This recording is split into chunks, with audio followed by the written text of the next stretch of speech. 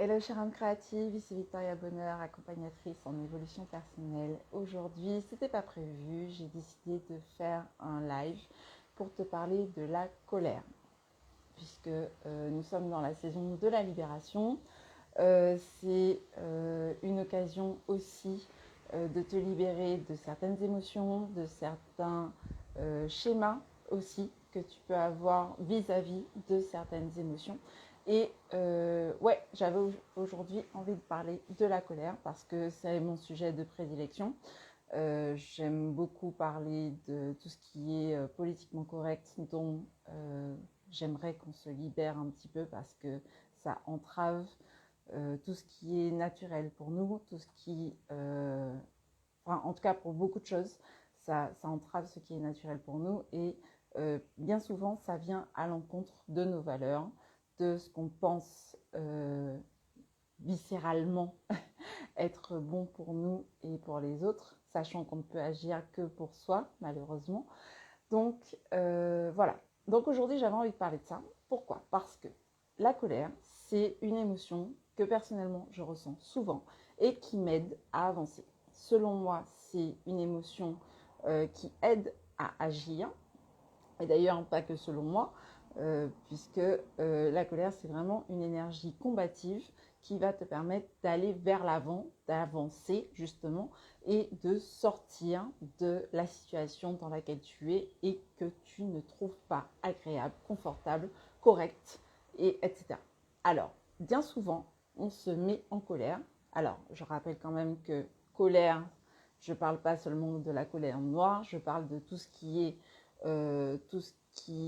les émotions, les nuances de la colère, donc c'est-à-dire la frustration, l'agacement, l'exaspération, la colère purement quand on est en stade colère où on est en mode, on a tendance à avoir la fumée qui sort des oreilles, jusqu'à la fureur, sachant que pour moi, la fureur, c'est vraiment le stade où la colère n'a pas été canalisée, n'a pas été utilisée au bon moment et surtout n'a pas été reconnue comme un indicateur du fait que tu n'étais pas à la bonne place.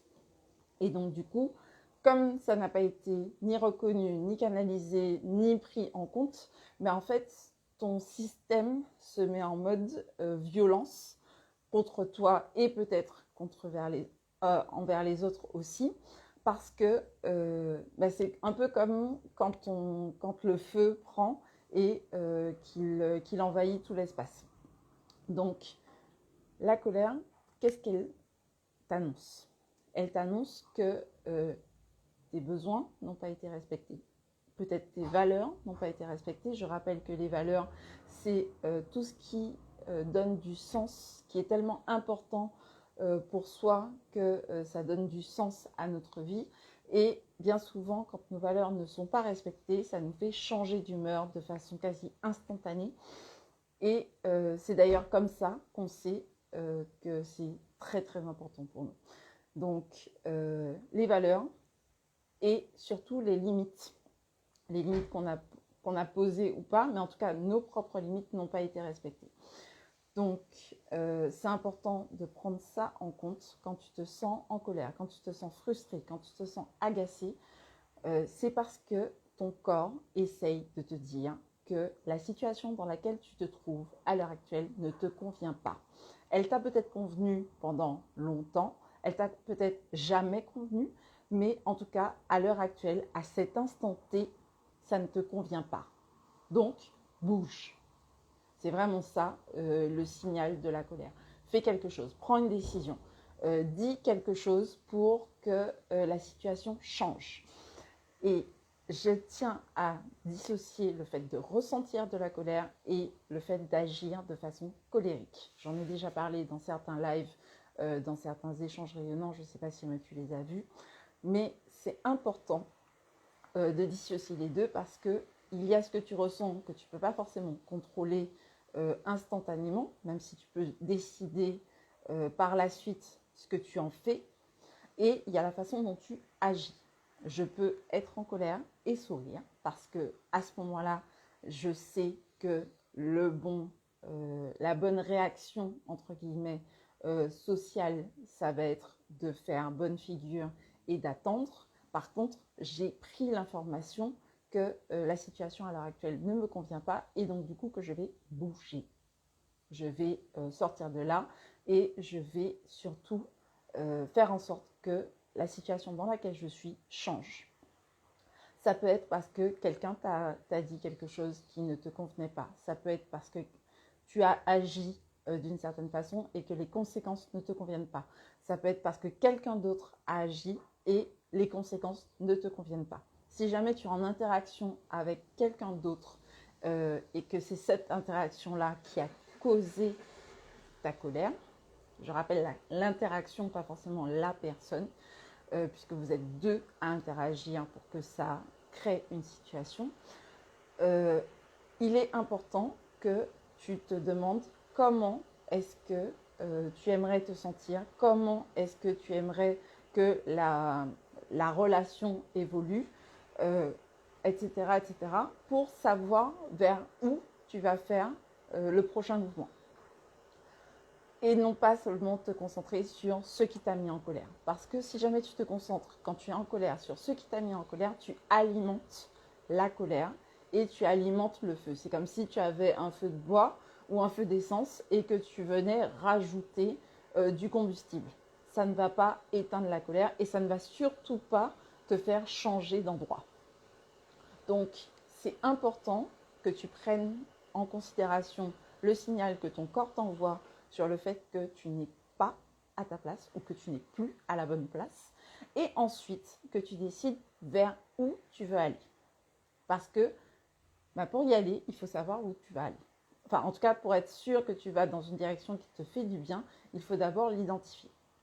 Donc, voilà, ça c'est important, selon moi. Et donc, du coup, si jamais tu es en colère, ce que je t'invite à faire, surtout quand tu es en colère dans un niveau, dans un endroit où il y a d'autres personnes, où tu ne peux pas t'exprimer forcément comme tu veux, sinon ça va rajouter justement de l'huile sur le feu, je t'encourage à faire un stop, à demander une pause si jamais tu es dans une conversation qui ne te convient pas et que tu sens que tu ne vas pas pouvoir parler comme tu le veux et surtout que ce que tu vas dire ne sera pas accueilli correctement, à t'isoler.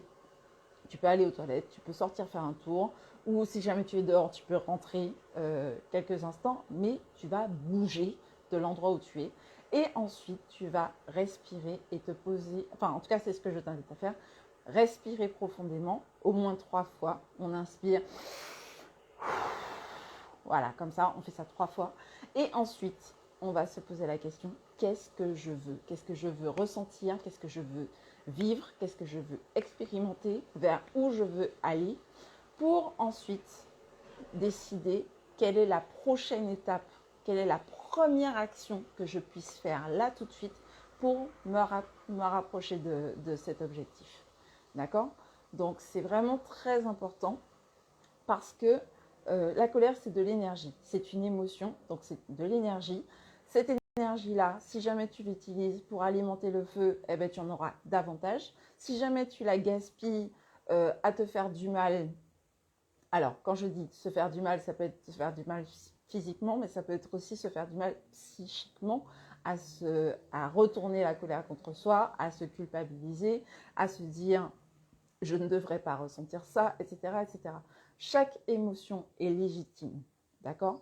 Elle est peut-être parfois exacerbée, elle est peut-être parfois trop pour toi, pour le moment et pour la situation, mais elle est légitime. Donc ça veut dire que si jamais, par exemple, la colère arrive d'un coup, ça veut dire que tu as des valeurs qui ont été bafouées ou des limites qui ont été franchies et que ton périmètre de sécurité, d'intégrité, qui soit psychologique, qui soit physique, qui soit psychique, a été franchi. Donc c'est important que tu prennes ça en compte. Si par exemple tes besoins n'ont pas été respectés, remplis, par exemple si jamais tu es fatigué, tu peux être davantage sujet à des accès, entre guillemets, émotionnels parce que ton niveau d'énergie de base a été diminué, parce que ton besoin de sommeil n'a pas été rempli, ou parce que tu as faim, etc. etc. Donc voilà, c'est important. J'ai dit trop de fois d'ailleurs, c'est important, mais c'est super important. Donc voilà, donc du coup, c'est vraiment ça que je voulais te partager aujourd'hui. Petit tuto pour faire face à la colère quand tu la ressens. Déjà, prends le temps de constater que c'est cette émotion-là que tu ressens. Même si c'est que de la frustration, on est déjà dans le registre de la colère. Même si c'est juste un petit agacement, on est déjà dans le registre de la colère. Et c'est important de réagir assez vite pour éviter de tomber dans la zone où tu te sens hors de toi. Donc voilà, c'est ce que j'avais envie de te partager. Donc je rappelle, pour faire face à la colère, je te recommande déjà d'effectuer un mouvement. Là où tu es, change de position, change d'endroit. Si jamais tu es en société, dans une réunion ou dans une conversation avec plusieurs personnes, même avec une personne seulement, tu peux demander à faire une pause dans la conversation, à te retirer quelques instants pour te recentrer. Une fois que tu as bougé, respire profondément, au moins 3 fois, pour calmer ton système nerveux. Et ensuite, pose-toi la question de qu'est-ce que tu veux ressentir, qu'est-ce que tu veux vivre et vers où tu veux te diriger. Et ensuite, décide de quelle action, la petite action que tu peux faire, que tu peux poser pour y aller. Voilà, c'est ce que je te recommande de faire pour faire face à la colère. Et si jamais tu veux en savoir plus, je rappelle que j'ai écrit le livre « Mon bonheur, la raison de ma colère » ou « Comment utiliser sa colère de manière constructive ». Et tu peux le trouver en librairie sur commande. Tu peux le trouver en ligne au format numérique et au format papier. Donc voilà, n'hésite pas à me poser des questions si jamais tu as besoin d'en savoir plus sur le sujet. J'y répondrai avec grand plaisir, que ce soit juste en dessous de cette vidéo ou en DM Instagram. J'y répondrai avec grand plaisir. Maintenant, je te souhaite de passer une merveilleuse journée ou une merveilleuse soirée en fonction du moment où tu me regardes. Et surtout, prends soin de toi parce que le monde a besoin de ta lumière, le monde a besoin de toi. Et je te remercie d'être là et de m'avoir regardé jusqu'au bout. Voilà, je te souhaite une bonne journée, une bonne soirée comme je l'ai déjà dit. Et je te dis à très vite pour la suite de la saison de la libération. À bientôt!